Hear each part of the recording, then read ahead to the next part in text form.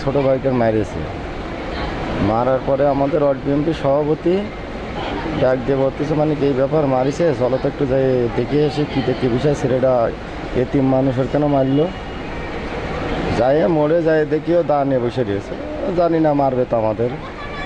যাই ওর কাছে ডাক দেওয়ার সাথে জিজ্ঞেস করার সাথেই আর কি ও কোপ দিয়েছে মাথায়। কোপ দেওয়ার পরে আমি তো ঘুরে পড়ে গেলাম, গেলিতে ও ওখান থেকে চলে গেছে।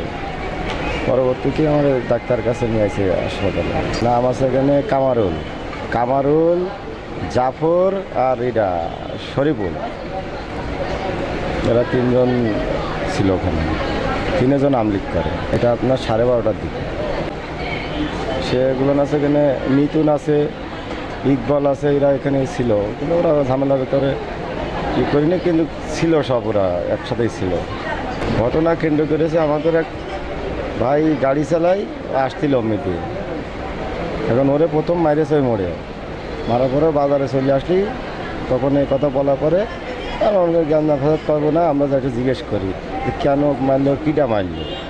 যাই দেখি যে আমলিকি সন্ত্রাস ও মাদকের ব্যবসা করে, ইয়াবা, ফেন্সিডিল, গাঁজা সব ব্যবসা করে, ঠিক আছে, সমস্ত মাদকের সাথে জড়িত, অল টাইম নেশার পরে থাকে।